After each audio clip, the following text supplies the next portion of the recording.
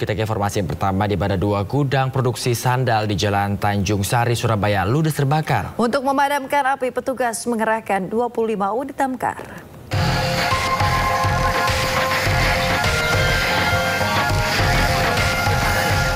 Kebakaran hebat ini melalap 2 gedung tempat produksi dan penyimpanan bahan baku alas kaki di Jalan Tanjung Sari, Kecamatan Sukomanunggal, Surabaya. Kebakaran terjadi saat para pekerja yang lembut memproduksi sandal. Api pertama kali berasal dari gudang belakang penyimpanan bahan baku sandal. Kencangnya angin dan banyaknya bahan yang mudah terbakar membuat api merambat ke gedung pembuatan sandal. Petugas menerjunkan 25 unit mobil pemadam kebakaran dan belum diketahui penyebab pasti kebakaran. Jadi karyawan yang masih lembur ini di paling belakang, gedung paling belakang itu ada kepulan asap, diketahui itu. Ini yang terbakar apa, tempat produksi atau gudang dan? Jadi ada tempat produksi yang jadi maupun setengah jadi, atau gudangnya itu. Gudang bahan bakunya ya? Ya, bahan bakunya. Totalnya berapa gudang ya? Jadi sementara mudah-mudahan nggak merembet ya, ini yang kena 2. Tidak ada korban jiwa karena para pekerja yang masih lembur langsung berhamburan keluar dari gudang untuk menyelamatkan diri. Namun akibat kejadian ini kerugian ditaksir hingga miliaran rupiah. Dari Surabaya, Sony Hermawan, iNews melaporkan. Pemirsa, puluhan warga mengamuk dan merusak rumah warga di Jeneponto, Sulawesi Selatan. Iya, pengerusakan akibat pengantin pria menolak membayar uang adat pernikahan.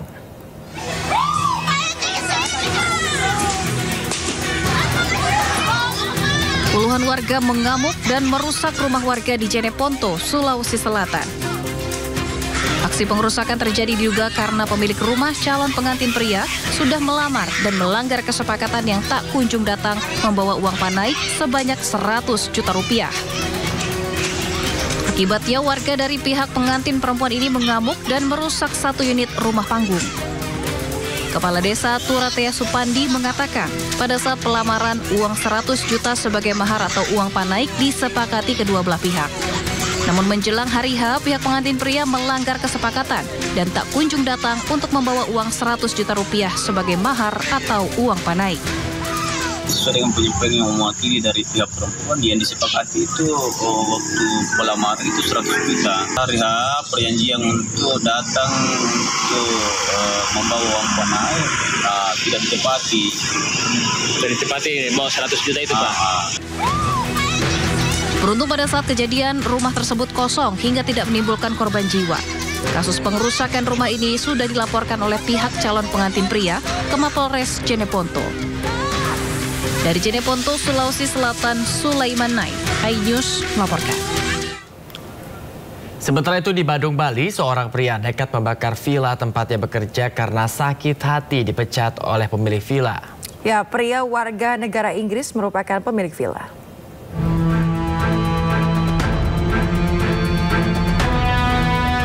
Pria 59 tahun terekam kamera CCTV membakar villa di Jalan Anggrek Raya, Pecatu, Badung, Bali. Pelaku melempar beberapa bom molotov hingga bangunan villa ludes terbakar. Rekaman kamera CCTV dijadikan barang bukti polisi untuk menjerat EL sebagai tersangka pelaku pembakaran villa. Pelaku sakit hati karena pemilik villa warga negara Inggris kerap memarahi pelaku yang bekerja sebagai petugas keamanan di villa tersebut. Puncak kekesalan pelaku terhadap sang majikan memuncak setelah ia dipecat dari pekerjaan. Motif dari si tersangka melakukan tindak pidana pembakaran ini karena sakit hati. Sering dituduh, sering dimarah oleh korban, sehingga dipecat juga ya, diberhentikan dari tempat kerjanya sehingga melakukan hal tersebut. Karena membakar villa, pelaku dijerat hukuman 15 tahun penjara. Dari Badung, Bali, Indira Ari melaporkan. Pemirsa, motif pembunuhan seorang jurnalis perempuan di Banjarbaru, Kalimantan Selatan akhirnya terkuak. Iya, pelaku seorang oknum TNI AL yang telah merencanakan pembunuhan secara matang selama 1 bulan. Hasil dari pemeriksaan saksi terkuak bahwa pembunuhan Juwita telah direncanakan secara matang selama 1 bulan oleh pelaku. Dugaan tersebut didasarkan pada sejumlah fakta yang terungkap dalam pemeriksaan, seperti pemeriksaan tiket oleh pelaku, penggunaan sarung tangan saat eksekusi, pembelian air untuk menghilangkan sidik jari, serta upaya merekayasa kejadian agar tampak seperti kecelakaan. Dalam beberapa hari ke depan, penyidik akan melakukan tes DNA terhadap cairan yang terdapat di tubuh korban saat jasadnya ditemukan. Sementara itu, tersangka Jumron akan dipindahkan ke Auditorat Militer 3 Banjarmasin untuk diperiksa lebih lanjut.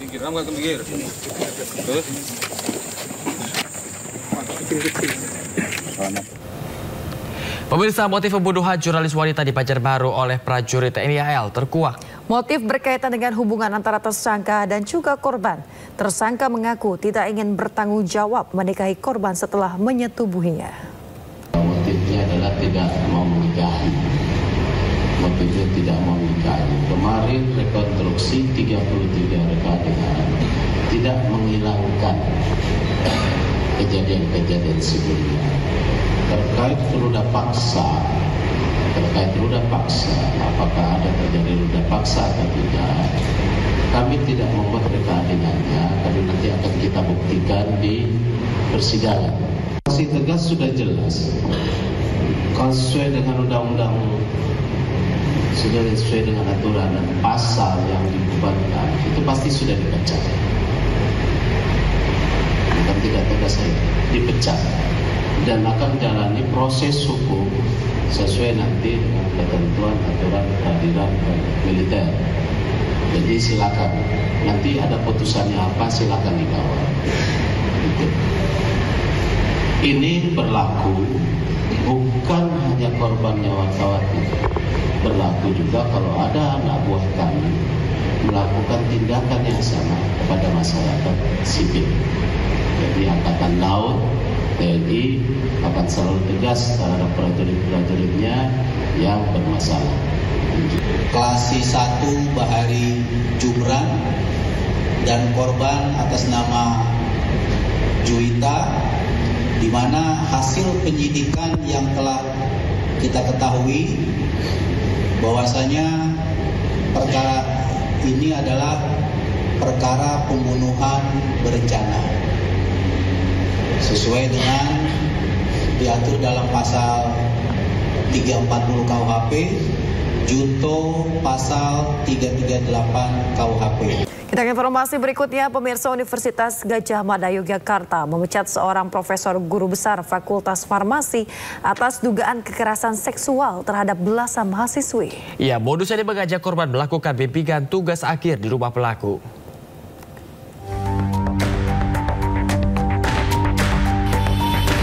Tiga 13 mahasiswi menjadi korban dugaan kekerasan seksual yang dilakukan Profesor EM, seorang guru besar Fakultas Farmasi UGM Yogyakarta. Modus pelaku mengajak korban melakukan diskusi, bimbingan tugas akhir hingga kegiatan lomba di rumah pelaku. Kasus terjadi sejak akhir 2023 hingga pertengahan 2024. UGM sudah memecat Profesor EM sebagai dosen, sementara pemecatan sebagai ASN dan guru besar masih dalam proses. Pemeriksaan itu kita belum tahu prosesnya seperti apa, tetapi ada deadline-nya. Ya. Dalam proses itu nanti akan diklarifikasi beberapa pelanggaran-pelanggaran yang dilakukan khususnya untuk disiplin kepegawaian. Saat ini UGM tengah fokus mendampingi para korban karena sebagian belum lulus. Dari Sleman, Yogyakarta, Heru Trijoko, iNews melaporkan. Pemirsa, libur lebaran sudah usai. Volume penumpang kereta di stasiun kereta api Pasar Senen pun berangsur normal. Pemirsa, hari kedua masuk kantor, jumlah pemudik balik yang menggunakan moda transportasi kereta api di stasiun Pasar Senen sudah menurun. Hingga dini hari tadi, total ada 46.089 penumpang kereta api jarak jauh dijadwalkan tiba di daerah operasional Jakarta. Sebanyak 16.469 penumpang tiba di stasiun Pasar Senen, kemudian 14.915 penumpang tiba di stasiun Gambir, serta sisanya turun di stasiun Cikampek, Cikarang, dan juga Bekasi. Sementara pemirsa, untuk yang akan berangkat ada sebanyak 24.677 penumpang dengan total 88 perjalanan kereta api jarak jauh, baik dari stasiun Pasar Senen maupun stasiun Gambir.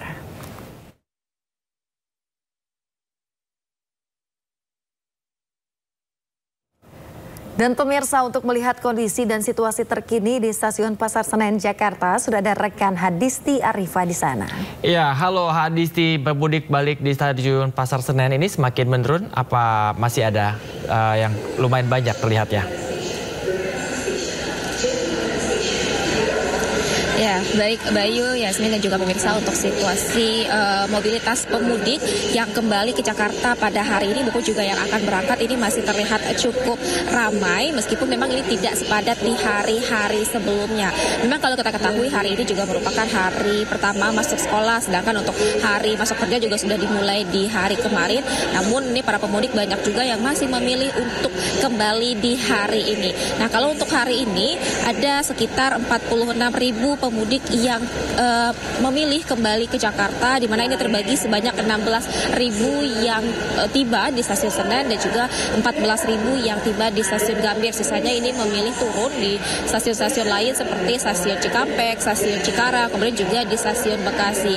Nah, kalau terkait keberangkatan, ini juga masih ada sekitar 24.000 penumpang yang masih akan melakukan perjalanan hari ini, di mana dari Stasiun Senen saja ini ada 11.000 yang akan berangkat, kemudian juga sebanyak 4.000 penumpang yang juga akan melakukan perjalanan dari Stasiun Gambir. Nah, kemudian juga kalau dari Stasiun KAI Daops Jakarta memang mencatat untuk periode arus balik ataupun juga arus mudik sebelumnya ini memang akan berlangsung hingga 11 April nanti, di mana selama periode tersebut KAI Daops Jakarta ini mencatat sudah menjual sebanyak 875 tiket atau okupansi ini mencapai 83% dari total ketersediaan. Sementara untuk arus balik yang terjadi pada periode hingga 11 April nanti juga sudah tercatat sebanyak 737 penumpang yang kembali ke area Jakarta. Artinya memang untuk jumlah penumpang yang kembali dengan penumpang yang mudik ini juga sudah hampir mendekati, tidak tersisa banyak lagi penumpang-penumpang yang mudik yang belum kembali ke daerah Jakarta dan juga sekitarnya ini. Dan kemudian juga terkait upaya yang dilakukan seperti penambahan armada atau perjalanan juga ini masih akan terus dilakukan hingga periode 11 April nanti, di mana rata-rata per hari akan ada 15 hingga 16 KA tambahan, sehingga tiap harinya akan ada sebanyak 88 perjalanan yang mengangkut penumpang baik dari Stasiun Senen maupun juga dari Stasiun Gambir.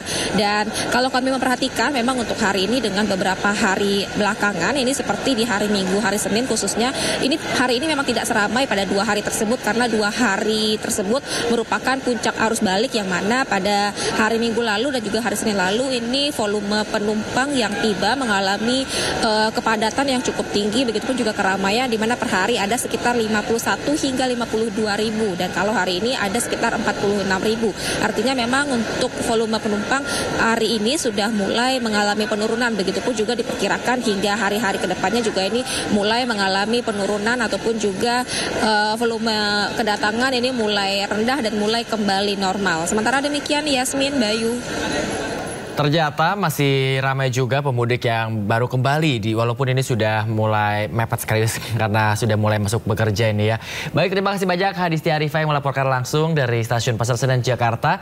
Selalu jaga kehati-hatian, selalu jaga kesehatan, dan selamat kembali bertugas.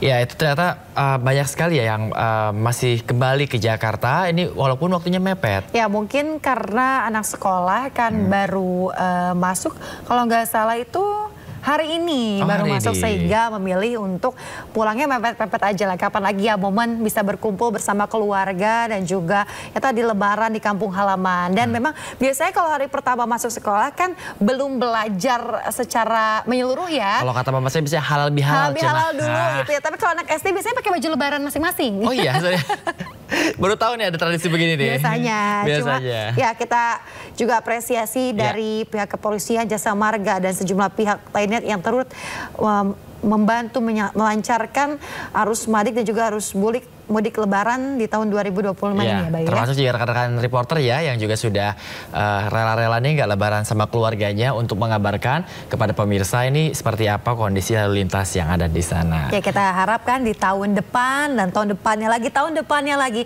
terkait dengan perjalanan arus mudik lancar, maupun arus balik dapat berjalan dengan lancar. Amin. Kita ke informasi selanjutnya, pemirsa. Presiden Prabowo Subianto memuji pelaksanaan pengamanan arus mudik dan arus balik Idul Fitri. Ya, Presiden secara khusus menyoroti angka kecelakaan yang turun drastis sepanjang periode mudik tahun ini. Atas nama pemerintah mengucapkan terima kasih yang sebesar-besarnya kepada semua instansi, semua lembaga yang telah bekerja keras sehingga bulan puasa Ramadan tahun ini dan acara mudik dan kembali dari mudik berjalan dengan baik, lancar, dan merupakan suatu prestasi yang dilaporkan kepada saya, arus mudik yang terbesar selama ini, lebih besar dari tahun lalu, tapi tanpa kemacetan yang berarti, dan yang lebih memuaskan bagi kita adalah angka kecelakaan yang turun secara drastis. 30% lebih rendah kecelakaan. Anda kembali di Sindu Today, pemirsa. Pelayanan Samsat Kabupaten Bogor dan Bekasi diserbu warga. Ya, ribuan wajib pajak antre sejak Selasa pagi untuk membayar pajak kendaraan. Hingga ke Samsat Kabupaten Bogor pada hari Selasa. Kebijakan Gubernur Jawa Barat Deddy Mulyadi tentang penghapusan denda pajak tahunan serta balik nama gratis disambut antusias warga. Di Bogor, wajib pajak membludak di kantor pelayanan Samsat Kabupaten Bogor. Antrian kendaraan roda 2 dan roda 4 terjadi di sepanjang jalan, mulai Pasar Ciluar hingga kantor Samsat. Antrian sepanjang 3 km dan waktu tunggu hingga berjam-jam membuat beberapa orang terpaksa harus pulang dan membatalkan niatnya. Ibu Lucinta. Mau kemana dulu? Mau ke Samsat. Mau bayar pajak? Ya. Dari jam berapa dari rumah? Dari jam 8. Sementara itu situasi yang sama juga terjadi di Kota Bekasi, Jawa Barat. Warga Kota Bekasi yang ingin memanfaatkan pemutihan pajak kendaraan bermotor dan balik nama gratis memenuhi gedung Samsat Kota Bekasi. Bahkan petugas terpaksa membatasi akses masuk ke gedung Samsat hingga menyebabkan antrean panjang mencapai 2 km lebih. Sejumlah penunggak pajak kendaraan mengaku terbantu dengan program pemerintah Provinsi Jawa Barat. Ya bagus sih buat ekonomi yang bawah ya, kelas bawah. Bagus juga ngadain begini ya. Semoganya nggak tiap tahun, maksudnya per tahun berapa kali diadain lah. Buat apa ya? Buat orang-orang yang menengah bawah supaya pajaknya mati bisa hidup lagi. Terus juga sih ngadain untuk akses kayak begini. Terbantu? Banget, sangat. Sangat terbantu. Dari data Pusat Pengelolaan Pendapatan Wilayah Kota Bekasi, tercatat lebih dari 6.000 orang datang untuk membayar pajak. Jadwal pelayanan penghapusan pajak dan balik nama gratis akan digelar hingga akhir bulan Juni mendatang. Dari Bogor dan Bekasi, Jawa Barat, Wildan Hidayat, Rahmat Hidayat, iNews melaporkan. Pemirsa, selanjutnya kami akan ajak Anda mengetahui pantauan lalu lintas hari ini di sejumlah wilayah melalui pantauan CCTV Korlantas Polri. Dan kita akan bergabung dengan Brigadir Putri Cikita di studio NTMC Polri. Ya, selamat pagi Brigadir Putri Cikita. Bagaimana pantauan arus lalu lintas di sejumlah titik di wilayah Indonesia melalui pantauan CCTV saat ini? Terima kasih rekan Yasmin dan juga rekan Bayu, dan selamat pagi pemirsa. NTMC Polri kembali hadir untuk memberikan informasi seputar kondisi arus lalu lintas pasca libur panjang Hari Raya Idul Fitri. Sejumlah ruas jalan sudah mulai mengalami kepadatan dan kita akan melihat bersama-sama lewat pantauan CCTV NTMC Korlantas Polri yang ada di beberapa titik wilayah Indonesia. Baik, langsung saja kita akan menuju ke titik yang pertama, tepatnya di Jembatan Layang Mampang, Jakarta Selatan. Lalu lintas pagi hari ini di jalur flyover arah Tendian menuju Pancoran terpantau masih mengalir lancar. Sementara untuk di jalur arteri lalu lintas dari Pancoran menuju ke arah Kuningan terpantau sudah mengalami antrian kendaraan roda 2 maupun roda 4 memadati jalur menuju pusat perkantoran di Jakarta Selatan maupun Jakarta Pusat. Namun pemirsa atau pengendara tidak perlu khawatir karena ada petugas kami di lapangan yang berjaga untuk mengatur lalu lintas, meminimalisir apabila terjadi kepadatan. Sementara untuk di jalur tol, lalu lintas dari arah Pancoran yang akan menuju ke arah Kuningan terpantau cukup ramai, sesekali mengalami antrian kendaraan imbas dari terus meningkatnya jumlah volume kendaraan di jam berangkat perkantoran pagi hari ini. Harap para pengendara untuk tetap waspada dan jaga jarak aman kendaraan Anda, serta jaga kecepatan maksimal kendaraan Anda. Selanjutnya kita beralih ke CCTV di kawasan exit tol Bekasi Barat. Lalu lintas dari gerbang tol Bekasi Barat yang akan menuju ke arah Pekayon, arah Kalimalang maupun Jalan Ahmad Yani terpantau masih cukup lancar. Sementara untuk lalu lintas dari arah Pekayon yang akan menuju ke arah Kalimalang ataupun Jalan Ahmad Yani dan yang akan memasuki gerbang tol Bekasi Barat juga terpantau masih mengalir lancar pada pagi hari ini. Kami himbau para pengendara untuk tetap waspada dan menggunakan jalur yang benar untuk keamanan dan keselamatan diri Anda. Kemudian kita akan melihat kondisi arus lalu lintas pagi hari ini dari kawasan Pospol Ciawi, Jawa Barat. Lalu lintas dari exit tol Ciawi yang akan menuju ke arah Caringin, ke arah Tajur terpantau masih normal lancar. Dan untuk lalu lintas dari arah Gadok yang akan menuju ke arah Tajur juga terpantau masih lancar. Dimohon para pengendara tetap waspada akan kendaraan umum yang menaik turunkan penumpang atau berhenti di sembarang tempat.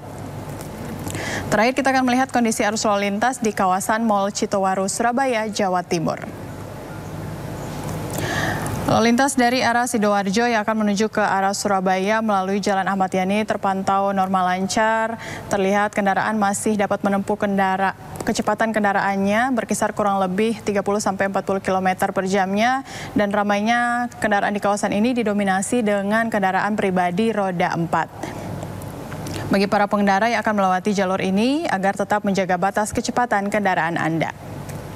Dan pemirsa, perlu kami ingatkan bahwa sistem ganjil genap Jakarta sudah diberlakukan kembali dan terbagi dari 2 sesi yang dimulai pada pukul 6 sampai 10 pagi dan dilanjutkan kembali pukul 4 sore sampai dengan 9 malam waktu Indonesia Barat. Untuk itu kami himbau para pengendara yang berplat nomor genap dapat menggunakan jalur alternatif sesuai dengan tujuan Anda, mengingat hari ini merupakan tanggal ganjil.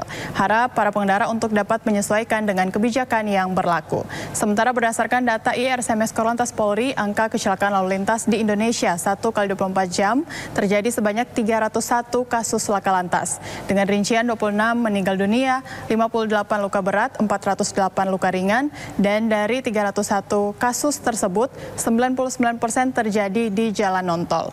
Untuk itu kami himbau kepada seluruh pengendara agar selalu tertib berlalu lintas. Dan untuk informasi kondisi arus lalu lintas lainnya, kami siap melayani Anda di call center kami 1500669 ataupun layanan SMS Center di 9119. Stop pelanggaran, stop kecelakaan, keselamatan untuk kemanusiaan, dan salam presisi. Terima kasih, demikian informasi yang dapat kami sampaikan. Semoga bermanfaat. Kembali ke rekan-rekan di studio. Baik, terima kasih banyak Brigadir Putri Cikita atas laporannya dari sejumlah kawasan. Dan selamat bertugas kembali dan tentunya salam presisi. Kita ke informasi selanjutnya, pemirsa. Pegawai ASN yang bekerja di lingkungan Pemprov DKI Jakarta sejak kemarin sudah kembali bekerja usai cuti bersama Lebaran. Ya, namun sebanyak 2,37% pegawai Pemprov belum masuk secara tatap muka. Para pegawai aparatur sipil negara yang bekerja di lingkungan pemerintah Provinsi DKI Jakarta mulai kembali masuk kerja. Namun kali ini, Pemprov DKI menerapkan kebijakan jam kerja fleksibel dan bekerja dari mana saja atau work from anywhere. Gubernur Jakarta Pramono Anung dan Wakil Gubernur Jakarta Rano Karno menggelar halal bihalal bersama seluruh pegawai Pemprov DKI. Namun pihaknya mencatat sebanyak 2,37% pegawai tak masuk secara tatap muka pada hari pertama bekerja setelah libur Lebaran. Ada laporan dari Pak Sekda, ketidakhadiran di DKI Jakarta pada hari ini walaupun boleh work from anywhere 2,37%, kecil sekali. Meski demikian, pihaknya tak melakukan konsekuensi terhadap ASN yang tak hadir hari ini. Dari Jakarta, Rian Rahman, iNews melaporkan. Pemirsa, usai libur panjang Lebaran, aktivitas warga Jakarta dan sekitarnya kembali menggeliat. Ya, para pegawai sudah mulai masuk kerja, pemirsa, dan siswa mulai masuk sekolah. Yang tadinya jalan-jalan sepi, warung-warung tutup, susah cari makan, sekarang sudah normal kembali. Nah, apa saja tanggapan warga untuk menyambut hari yang baru pasca Lebaran? Yuk kita lihat sama-sama. Ya berasa banget sih ya, maksudnya biasa berangkat kerja tuh padat banget, apalagi rumah juga masih di pusat kota. Ya berasa banget sih pas sekarang masuk kerja tuh, wah orang-orang udah mulai pada pulang lagi kan, udah mulai pada penuh lagi. Ya udah ngerasain hari-hari macet lagi. Kembali lagi semula ya. Iya benar. Lumayan makan waktu ya. Biasanya kan kalau misalkan kemarin pas liburan tuh 30 menit ya dari rumah.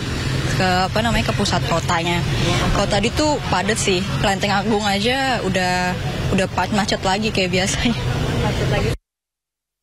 Emang saya kampungnya di sini gitu, jadi ngerasain banget gitu dari yang tadinya sepi gitu, terus sekarang jadi rame, jadi padat segala macam. Karena kan kemarin kan juga ada udah mulai kerja juga kan, jadi dari kemarin juga udah mulai macet lagi. Kesannya kayak ya balik lagi ke awal sebelum liburan gitu.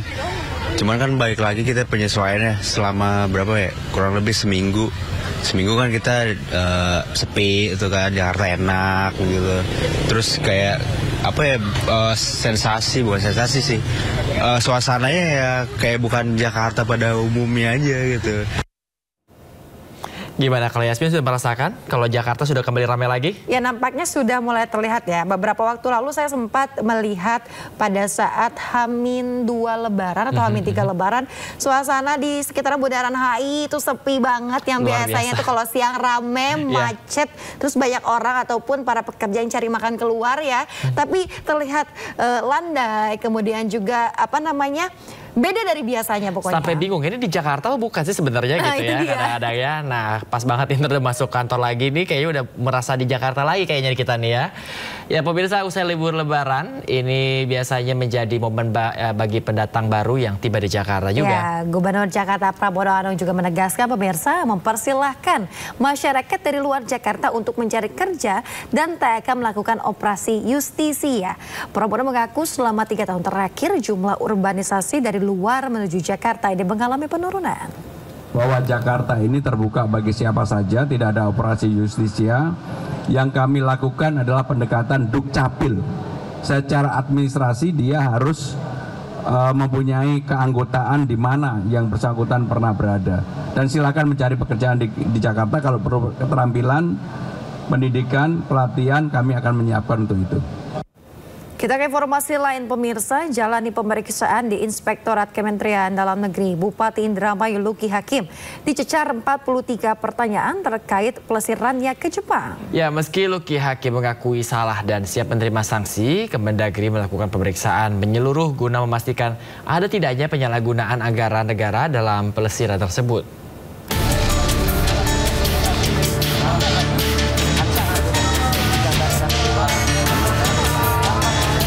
Bupati Indramayu Luki Hakim menjalani pemeriksaan di gedung Inspektorat Kemendagri, Gambir, Jakarta Pusat sejak Selasa siang hingga sore. Usai pemeriksaan, Luki mengaku dicecar sebanyak 43 pertanyaan oleh pihak inspektorat. Selain mengakui kesalahannya, polisi Partai Nasdem itu juga siap menerima segala konsekuensi termasuk sanksi yang nantinya diberikan Kementerian Dalam Negeri. Luki pun langsung menemui Wamendagri Bima Arya untuk memohon maaf sekaligus meminta arahan. Tidak menggunakan fasilitas negara, uang pribadi, tidak ada kaitannya sama sekali dengan Pemda di hari cuti bersama. Jadi itu yang didalami kan, apakah saya menggunakan perjalanan dinas, apakah uang anggaran APBD, bukan. Saya tunjukkan bukti-buktinya bahwa ini saya beli tiket pribadi, saya di sana pun berangkat keluarga, jadi tidak membawa bersama ajudan ataupun aspri ataupun staf khusus atau sama sekali tidak. Wakil Menteri Dalam Negeri Bima Arya menuturkan dari hasil pemeriksaan Inspektorat Jenderal Kemendagri diketahui Luki Hakim memiliki keterbatasan pemahaman terkait mekanisme kunjungan luar negeri. Meski demikian, Kemendagri bakal melakukan pemeriksaan secara menyeluruh termasuk ada tidaknya penggunaan uang negara hingga potensi penerimaan uang dari pihak tertentu terkait pelesiran Luki Hakim ke Jepang. Beliau tidak paham bahwa sekalipun masa cuti atau libur, seorang kepala daerah itu harus mengajukan izin. Kepala daerah ini bukan pekerjaan paruh waktu. Kepala daerah ini betul-betul memerlukan energi konsentrasi waktu yang penuh dari kepala daerah, dan tidak ada liburan bagi seorang kepala daerah. Tidak ada sebetulnya. Kalau kita dalami mekanisme aturan dan regulasi, kepala daerah itu bahkan tidak ada ruang untuk mengajukan cuti. Sebelumnya, Bupati Indramayu Luki Hakim menjadi pembicaraan usai pelesiran bersama keluarga ke Jepang. Terlebih Luki Hakim keluar negeri tanpa ada izin dari Gubernur Jawa Barat maupun dari Kementerian Dalam Negeri. Dari Jakarta, Rani Sanjaya melaporkan. Kita ke informasi lainnya, pemirsa, pertemuan Presiden Prabowo Subianto akhirnya bertemu dengan Presiden kelima Megawati Soekarno Putri. Pemirsa, pertemuan berlangsung selama 1,5 jam dan dilakukan secara tertutup di kediaman Megawati Soekarno Putri di Jalan Tengku Umar, Menteng, Jakarta Pusat pada Senin malam lalu. Adapun pertemuan antara Prabowo dan juga Megawati merupakan agenda yang sudah lama dibicarakan sebelumnya, baik oleh elit PDIP maupun petinggi Partai Gerindra. Namun demikian, belum ada keterangan dari kedua elit partai terkait isi pembicaraan antara Prabowo dengan Megawati.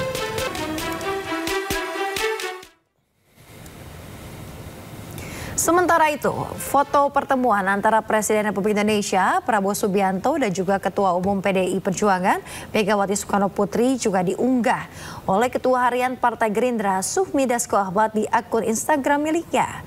Dalam unggahan tersebut, Sufmi Dasko memberikan caption singkat, "Alhamdulillah merajut kebersamaan untuk Indonesia kita."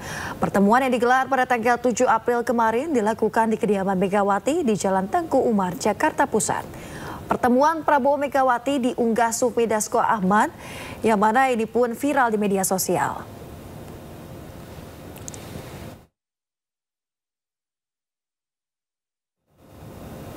Iya, kalau kita lihat ini akhirnya ya bisa diungkap juga, karena kemarin juga sempat pertemuan ini memberikan pertanyaan besar ya, karena ada mobil maung juga putih kan, ya, tapi belum bisa dikonfirmasi apakah Pak Prabowo itu ada di sana atau tidak gitu, dan akhirnya kita bisa lihat kebersamaan antara Pak Prabowo dan juga Ibu Megawati ya. Ya, ini juga masyarakat dengan banyak sekali komentar-komentar yang dituliskan di kolom akun Pak Sufmi Dasko ini ya, terkait dengan melihat adanya pertemuan antara Megawati dan juga Prabowo Subianto. Banyak yang menuliskan senang sekali, indahnya perdamaian dan lain sebagainya, dan diharapkan dengan pertemuan tersebut ini juga menjadi simbol yang baik ya untuk perpolitikan Indonesia ke depannya ya. Amin. Dan pertemuan antara Prabowo dan Megawati ini dilakukan usai Didit Prabowo menyambangi Megawati di kediamannya di Jalan Tengku Umar, Menteng, Jakarta Pusat.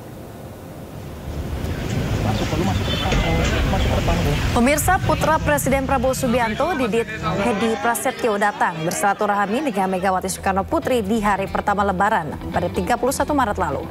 Usai bertemu Megawati, Didit pun langsung keluar tanpa mengucapkan sepatah kata pun.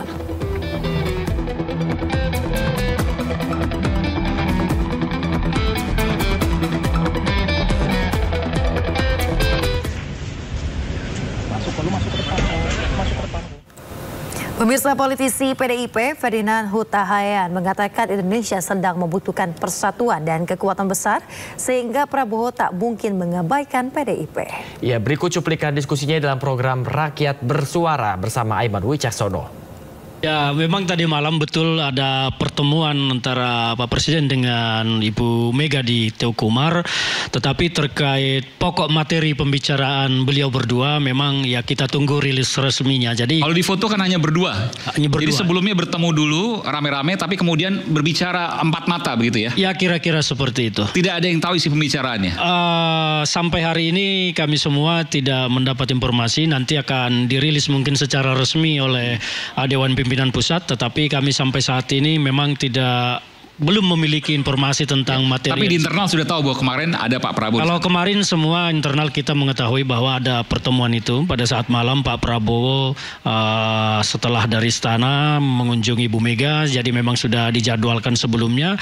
Ya, kita berharap semua produktif. Ini visualnya. Ya, betul bahwa ini adalah foto pertemuan tadi malam. Tadi malam ya. Antara Bu Mega dengan Pak Prabowo. Jadi kita harap bahwa pertemuan ini produktif dan apa yang disampaikan oleh Bung Rey tentu ya terkonfirmasi. Ini pertama kali setelah pemilu, setelah Pilpres, betul sekali. Setahun lebih.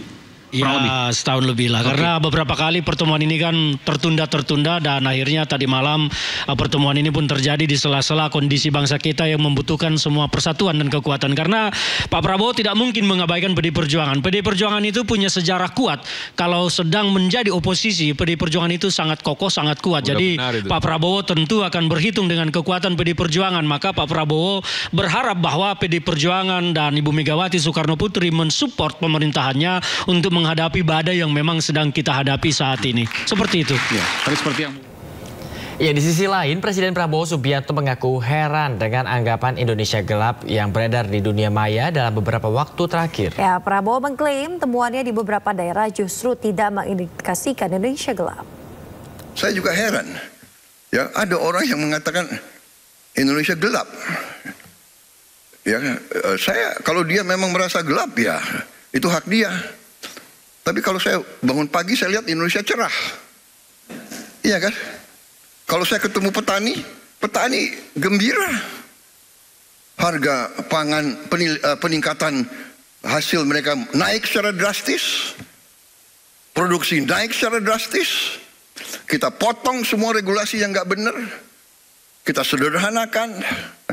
Jadi saudara-saudara, saya sih tidak akan melarang orang untuk selalu memandang dengan kegelapan. Kalau ada orang yang mau lihat gelap, monggo. Tapi kalau saya lihat, saya optimis. Saya bangga sekarang jadi Presiden Republik Indonesia. Kekayaan kita akan kita kuasai, akan kita kelola untuk sebesar-besarnya kepentingan rakyat. Terima kasih Anda masih di Sido Today pemirsa. Saat dibuka perdana usai libur lebaran kemarin, pasar saham rontok. Ya, plus 9% lebih pemirsa. Bursa Efek Indonesia langsung menghentikan perdagangan selama 30 menit. IHSG rontok di tengah kekhawatiran dampak tarif impor baru Amerika Serikat.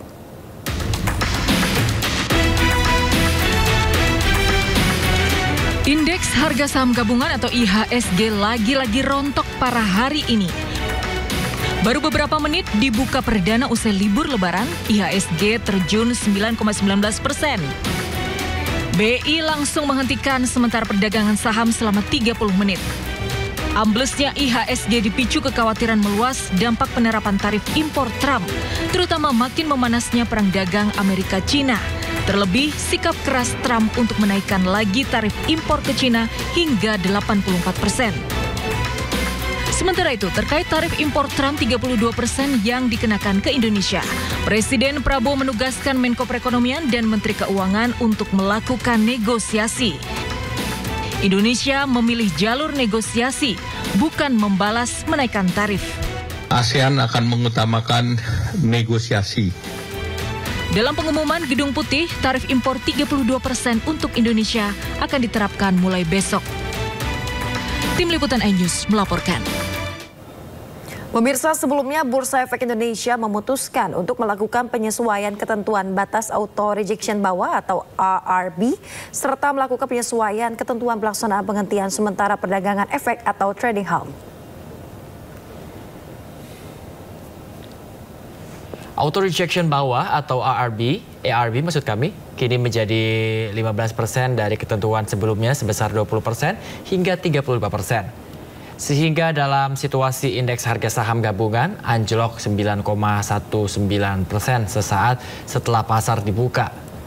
Batas ARB yang lebih rendah dapat menyebabkan lebih banyak saham emiten yang mencapai batas penurunan maksimalnya lebih cepat dan berujung pada penurunan likuiditas di pasar. Sementara itu, trading halt atau penghentian sementara perdagangan efek sesuai ketentuan baru dilakukan saat turun menyentuh level 8%, lebih dalam dari sebelumnya 5%. Akibatnya Selasa pagi tadi, trading halt diberlakukan pukul 9 selama 30 menit. Perdagangan kembali dibuka pukul 9.30 waktu JATS. Pelemahan harga saham akibat sentimen negatif kebijakan tarif impor baru Amerika Serikat. Kedua, terkait dengan trading halt atau penghentian sementara perdagangan yang tadinya itu pertama adalah di level ketika menyentuh 5%, 10% dan 15%, kita lakukan penyesuaian menjadi 8%, 15% dan 20%. Dengan durasi atau waktunya tidak mengalami perubahan. Jadi waktunya tetap 30 menit untuk yang pertama, sesi keduanya 30 menit dan baru untuk ketika menyentuh di atas 20% sampai dengan akhir sesi atau akhir hari. Jadi ini dua hal penyesuaian yang dilakukan dalam rangka mengantisipasi dinamika yang terjadi saat ini di market. Yang kedua adalah memberikan likuiditas lebih kepada para investor, namun juga tentu saja melakukan proteksi bagi investor sehingga investor diberikan waktu yang cukup untuk menelaah informasi yang ada saat ini. Pemirsa, Presiden Prabowo Subianto berdialog dengan para pelaku ekonomi dan masyarakat umum dalam acara Sarasehan Ekonomi Nasional di Menara Mandiri, Jakarta. Iya, Sarasehan Ekonomi menjadi forum dialog strategis antara pemerintah dan para pelaku ekonomi dalam memperkuat sinergi menuju pertumbuhan ekonomi Indonesia di tengah gelombang tarif perdagangan internasional. Tiba di tempat acara. Acara ini dibuka langsung oleh Presiden Prabowo Subianto. Dan hadir pula jajaran Kementerian Ekonomi, Gubernur Bank Indonesia, Dewan Ekonomi Nasional, serta Danantara. Acara yang digagas Presiden Subianto ini, Prabowo Subianto maksud kami, mengundang pelaku pasar mulai dari industri manufaktur hingga keuangan, investor, sejumlah ekonom, pemimpin redaksi media hingga masyarakat umum. Dalam Sarasehan ini, Presiden Prabowo, Menko Perekonomian, serta Menteri Keuangan memaparkan peluang apa yang bisa diambil oleh industri dalam mengantisipasi peralihan perdagangan akibat tarif impor baru AS. Salam sejahtera bagi kita sekalian. Ya, Presiden Prabowo juga meminta kepada para menterinya agar tidak mempersulit pengusaha dalam perizinan. Ya, ia juga menekankan untuk menghapus kuota impor. Saya minta ya, ada Menteri Pertanian, ada Menteri Perdagangan, nggak usah ada kuota apalagi semua, nggak ada kuota. Siapa mau impor daging, silakan, siapa aja boleh import. Saudara-saudara, mau impor apa? Silakan, buka aja. Rakyat kita juga pandai kok, ya kan? Jangan bikin kota-kota, habis itu perusahaan A, B, C yang hanya ditunjuk, hanya dia boleh import. Enak aja, iya kan? Udahlah, kita sudah lama jadi orang Indonesia. Udah nggak pakai, jangan pakai praktek-praktek itu lagi, gitu, ya. Karantina. Kalau negara kita negosiasi sebenarnya, kalau dia bisa karantina di negara dia sekian bulan, udah aja lah, nggak usah kita lama-lama lagi karantina, buka aja cepat itu semua. Dan ya kita introspeksi diri ya, kita harus introspeksi diri. Institusi kita harus beres, ya. Bea cukai harus beres, jangan macam-macam lagi, cari prosedur yang mengada-ada, memperlama-lama gitu. Sudah lama kita jadi orang Indonesia, ya kan? Pemirsa, pemerintah terus mempertimbangkan berbagai cara untuk memastikan dampak tarif Trump dapat ditekan. Ya, Wakil Menteri Keuangan Anggito Abimanyu mengungkapkan bahwa pemerintah tengah membuka opsi pengurangan pajak sehingga kemudian administrasi lainnya kepada pihak pemerintah Amerika Serikat. Pemerintah memastikan akan menyodorkan berbagai insentif fiskal sebagai bagian dalam penawaran kepada pihak Amerika dalam proses negosiasi yang akan dijalankan tim negosiator Indonesia. Wakil Menteri Keuangan Anggito Abimanyu menjelaskan bahwa pihaknya juga akan menawarkan berbagai kemudahan untuk impor produk Amerika Serikat.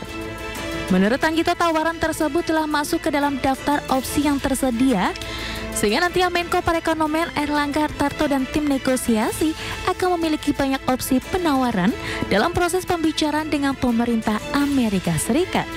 Salah satu pendekatan yang ditempuh tidak hanya berfokus pada aspek tarif, namun juga mencakup langkah-langkah administratif fiskal sebagai bagian dari strategi yang lebih menyeluruh. 3 hal yang kami sampaikan, Pak, saya tidak koreknya. Satu mengenai percepatan pemeriksaan pajak, ya. Bukan pemeriksaan. Ada batas waktu pemeriksaan. Itu dikurangi hampir separuh, ya, Pak, ya, hampir separuh. Ya. Dan yang kedua mengenai pemeriksaan untuk restitusi pajak, juga penyederhanaan dan pengurangan waktu, ya. Itu justru kami sampaikan. Itu akan membantu, ya, pengusaha untuk mendapatkan proses yang lebih transparan, yang lebih adil. Selain itu, Wamenkyu memastikan opsi pengurangan tarif seperti PPN dan PPh impor tetap dimasukkan dalam usulan.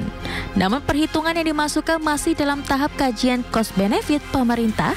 Hal ini sebagai bentuk kehati-hatian dalam mengambil keputusan agar tetap menjaga kredibilitas fiskal.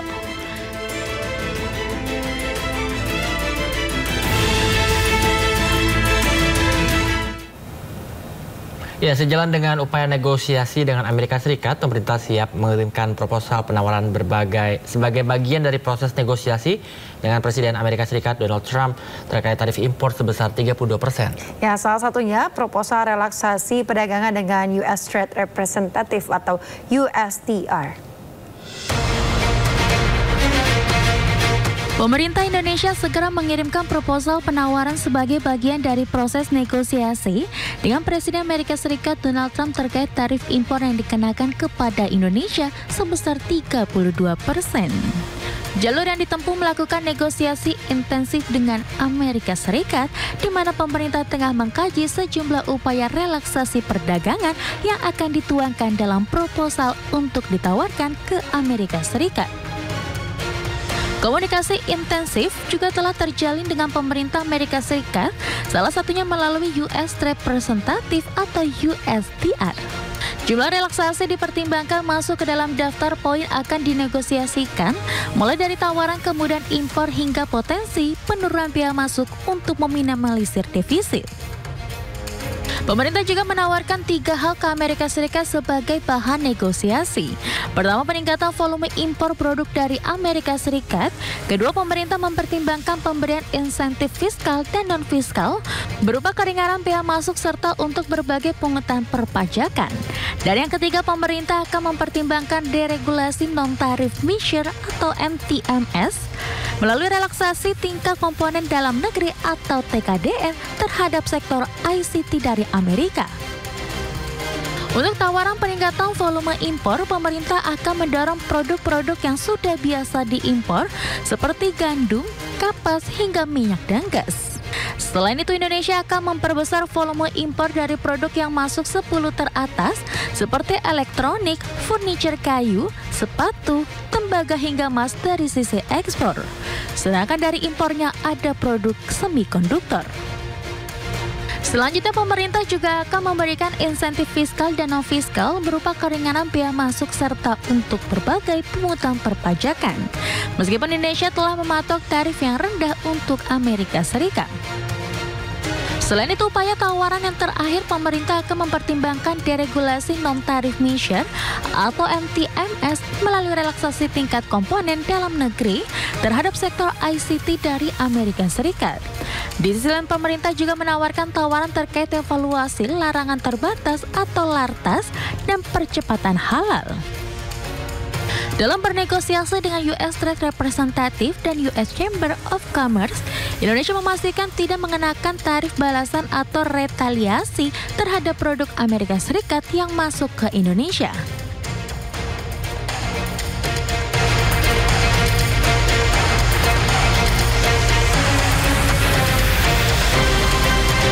Anda kembali di Sinta Today, pemirsa. Presiden Prabowo Subianto bertolak ke Abu Dhabi, Uni Emirat Arab pada Rabu dini hari. Ya, dengan delegasi terbatas, rencananya Presiden Prabowo ini akan melakukan sejumlah agenda di beberapa negara Timur Tengah. Saya sebentar lagi akan berangkat dengan delegasi terbatas dan sebagian menteri sudah berangkat duluan dan akan ketemu saya di beberapa tempat. Yang pertama, saya akan ke Abu Dhabi, Uni Emirat Arab, untuk ketemu dengan Presiden Uni Emirat Arab, ya, Yang Mulia Muhammad bin Zayed, dan untuk melakukan konsultasi untuk tukar-menukar pikiran tentang perkembangan geopolitik dan geoekonomi dunia saat sekarang. Dari situ saya terbang langsung ke Ankara, melaksanakan kunjungan kenegaraan sebagai balasan terhadap kunjungan Presiden Republik Turkiye kepada Indonesia beberapa saat yang lalu. Beliau undang saya ke situ juga untuk menghadiri suatu forum diplomatik di kota Anadolu. Juga di situ, ya Anadolu kan? Antali, ya.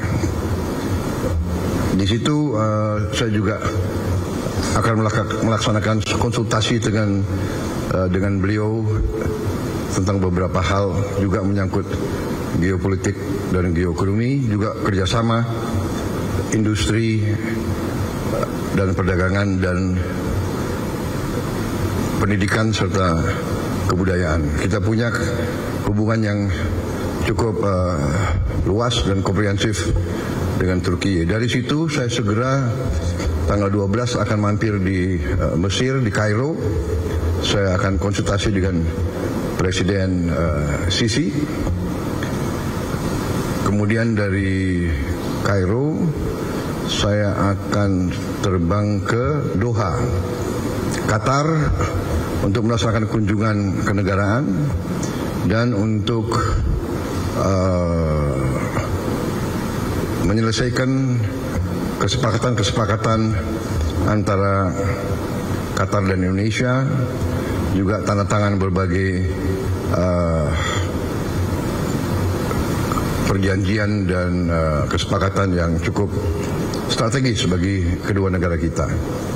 Dari situ saya ke Yordan, kunjungan kenegaraan dan sekali lagi konsultasi. Karena itu saya sampaikan bahwa Indonesia siap bila diminta oleh semua pihak yang terlibat untuk berperan. Kami siap berperan sesuai dengan kapasitas dan kemampuan Indonesia. Saya tegaskan bahwa sudah cukup lama saya tegaskan, juga di bawah pemerintah Presiden Joko Widodo pun beliau juga sudah tegaskan, Indonesia siap dari segi kemanusiaan mengirim bantuan ke Gaza. Kita juga sudah mengirim tim medis yang terus bekerja di dalam Gaza dan kondisi yang cukup berbahaya. Rumah sakit di mana kita kerja sering ditembaki. Kita bersyukur, saya terima kasih kepada prajurit-prajurit kita dari